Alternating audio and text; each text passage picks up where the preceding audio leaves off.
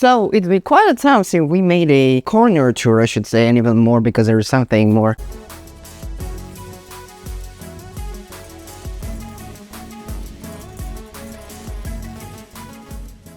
So, first things first is we're not gonna make it like we're gonna make it enclosure by enclosure, but focusing on what changed and what not.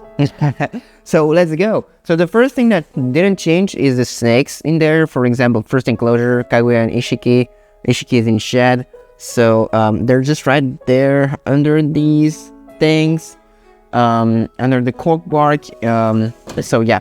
Nothing changed on that side, and something that changed in all my enclosure is this thing. So if you remember correctly, I had all stone naturalistic type of water balls, but I think half of them started to look weird, so I changed everything, and I just was like, hey, I'm gonna make it a little more simple for me, because if I have to lose, I'm losing time every day, like half an hour just to to an hour just to change your water balls, and I mean, I'm not like, you know, that's not efficient.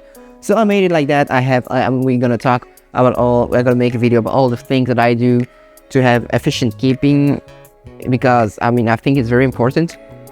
But yeah, so we got here 395 millimeter water balls here, you know, changeable things, you know. I change that every single day. I have like 100 of those. I change them every day. Once a week I wash everything and sanitize everything, and then we're good to go for the next week. Here, something big changed, because as you may see, there's no box anymore, and she digged a little bit. You know, there's no box anymore. She's right there chilling in the hot side, on the hot side of the tank. Yeah, there's not much, you know, no boxes anymore, nothing here, just enclosure. We're gonna see why. If you follow me on Instagram for a moment, you know why. Same thing that changed, 395 millimeter water ball here, changeable, same shit, you know, here.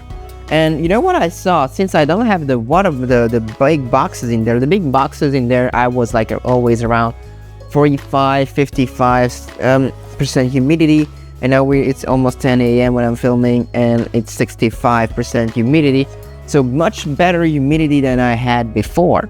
And this is not the only thing I've seen that, because in Sukuna's enclosure also, but we're gonna make it step by step. So first thing first, water ball change here again. You know, I change all my water balls just so it's the same everywhere. So, but for the rest, nothing changed much. You know, I don't think you've had the video with, you have seen a couple videos with a box right here, and that box right here was Kurama, my lavender albino ball python. Spoiler alert. It was there because I didn't have much space for my Atsuyama hypo caramel, which was there. Spoiler alert. So I put him here, but he moved like the other ones. First and second, you know, the box started to be a little small for him. So here is our mom of the year. She looks amazing. He is like, I don't know, I'm not gonna start searching for him because he's mostly in most changes right there or there, you know, under the substrate, always hiding under the substrate stuff. So that's pretty much the most, that's the two things that change here, Again, some changes here. Water ball again, you know, I changed that because I think it's very much efficienter and much easier, quite hygiene and everything is better. And on this side, you remember having, you know, Uraume, my albino Darwin carpet python here, which she is not anymore, but he is just right there, you know. Nowadays he's just like chilling in his thing. I don't know, like he doesn't, as you can see, it's not that it doesn't have, you know, any other thing that it can go in, like that one, you know. I'm going to add a hide or so, I think, and also had there if it's too hot. But I don't know, it's been 2 days, is there in there. I think like it's the smallest thing in that freaking enclosure that it can hide in, and it does. And that's pretty much, you know, what I can say about these tanks. They're still on UVB, they're still on DHP, so the heat projector works amazing, you know.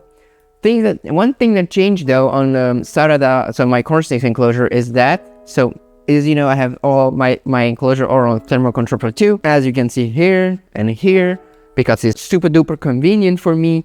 to use these. They have four temperature levels. I can set up at what hours I want. But they don't work anymore, so I had to change. No Thermal Compressor Pro 2 on a Sunday to find up until the ones on Amazon or Junai or online website. I'd say, hey, 2 days delivery, 3 days delivery. But your man, my snakes can stay 2 days or 3 days like that.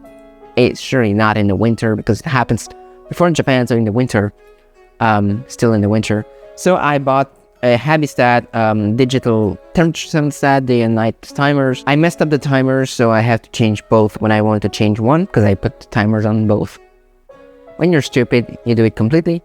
But yeah, and I've made the temperature 29, and I just have 2 day-night temps, so it's a little more inconvenient for me, but I mean, I'm not gonna lie and cry about it, because it works great, and I don't have anything else to just say about it. Here we have our biggest tank ever. So this is Utahime's tank. So I changed water bowl again. As you can see, I've added some plant pots and stuff just for the fun of it, or just for the sake fun of it. My Pothos is doing great. As you can see, I've put some stuff in there to help him grow a little bit. He has some leaves that dies with time and stuff, so it adds some naturalistic stuff in there. She still has her height, still the water bottle, still the UV. Nothing much changed in there. Maybe from the last time you see that enclosure, there was some type of reptile bark, small reptile bark stuff, and now we're back. As I said, we're back on Go for Coco, as you can see, and there she is. She ate like 2-3 days ago, so I'm not gonna mess up there too much. Yeah, so what changed more in the enclosure before we go for the rest is more efficient stuff. I'm trying to get more efficient and find stuff that can make keeping much more efficient. Not that I have 300 snakes now, but as you go little by little, I think it's as early on as you can, just make it more efficient. I think it's the best way to go, so that's what I'm doing. I'm taking stuff that I see from professional breeders that I can implement here in my enclosures to make my care just much more easier and much more efficient, so that's pretty much what I think I can say about these tanks. So temperature, humidity, same digital thermometer hygrometer that I have since like 8 months now. I let the ink bird, we're gonna make a video about why technological stuff is not always the best. Ink birds out, stupid normal digital thermometer hygrometer in, and that's where we're stuff. So where are these 3 boxes? Where went all these 3 boxes? Where? Well, here they are. So I'm gonna attach you again to my stuff, because I don't want you to run away, but here we are. So as you know, I'm just spoiling the shit. As you know, as we're talking right now, I have eggs cooking right now. By the time you see this video, they'll all be hatched. So I need a place to put them. Where do I put them? I already spoiled it, but I put them in there. So I bought a rack system. This is an LP19 rack. I can show you the thing. I'm just gonna pop the table for a moment. So this is how I'm gonna display all my rack systems, or more or less. So a small water ball. This is the same type of water ball that I have from the big ones, but just a small size, small height at the back, where you can have like the heat mat, and a tube as enrichment. Maybe I'm gonna put some leaves, or I don't know, but they're all going to go like the ones I'm gonna show you. So where is Atsuya, Kurama, and Uraume? Well, these 3 racks are filled with snakes. So let's pop them out. So first things first is that we have that one. This is Atsuya, you might guess, because you don't see a snake, but you see a tube, and in the tube is a snake. So that's pretty much how I set them up. I've put the new height in there. I've put some stuff that they know, like the water ball. I didn't went for a new water balls, because they don't know the rack systems and stuff. So I prefer to get them stuff that they know, which is why I've put them like that. So yeah, here they are. So we have Atsuya right there. We have here our Miss Uraume here. That's for the matter. She stopped eating like in February, March. No reason, no valuable reason, no visible reason. Again, you know that, and she has to go for cocoa and everything. No very, I don't know, no very reason, like visible reason. But she was in that huge box. She was eating everything. She was doing really well, and then she stopped eating. And then you know, as I had to buy the rack system, basically I've put them in there with a couple days, fed her, boom, right on, she ate. So I think, you know, we're gonna talk about why I think smaller enclosures and racks is a good thing, can be a good thing in some cases. But yeah, so let's show this is the most typical thing you're gonna see in a rack system: a ball python. If I can put him out like that. So here he is. Ta-da! You have a lavender ball python, boop, in a rack system. So yeah, I've put the second height, but it doesn't use it. Basically, it just used that one. But yeah, this is the thing. This is the much more appreciated ball python in a rack system. So yeah, that box, basically the box he was in was the same size as that, but half the length. So I think he can grow, like he can at least twice, or go twice or three times, be 3 times the size.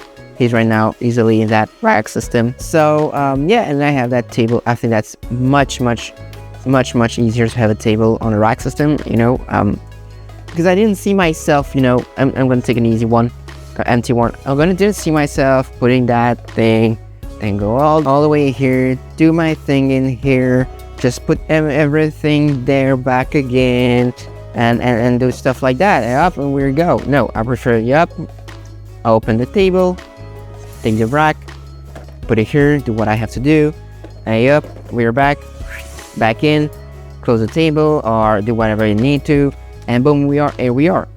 I think this is the most efficient stuff I could do. Obviously, this rack system, as I'm talking right now, isn't like 3 days in, so I'll control, or almost every day I control, like every day, like 3 times or 4 times a day, I'm controlling the temperature. Now she's at 29, but as you can see, she's at 29, 22. But if I go, for example, and the thing is that it's put on 23. If you take the temperature, it's at 33. If you check here, it's set on 33, a little less than 33. Boom. And every rack I open them. I open it at top max, and I check with the temper gun. You know, 28. But when you have a little bit of substrate, I remove the hide to check. I just put the rack back, and boom, we check 28. It's a little colder than I would like to, so I'll have maybe to check if I can adapt maybe the temperature or not. I don't know, we'll see. And then I ended with that one, but he is always good because he's always sitting just on the thing. So yeah, as you can see, he's doing all great. Temperature good, 30, 32, and here we are at 23. So we have a max gradients, and I have also my thermometer, hygrometer here, you know, to see how much humidity I have in the room next to the rack. But as you know, in rack system, it's going to be much more humider than it is in the room. So this is pretty much my whole reptile room tour / corner tour / tour that I can show you, because there's not much more to show you for the moment. We're going to make a baby tour once they hatch, because they're all going to be available, and I think we'll be good to go. So I hope you enjoyed. If I could like, subscribe, comment, share, sharing love and positivity only. And don't forget to support with SAR, RRK, Responsible Reptile Keeping. Don't forget to follow me on Instagram, AodaReptile. And I hope to see you on the next one. Let's go.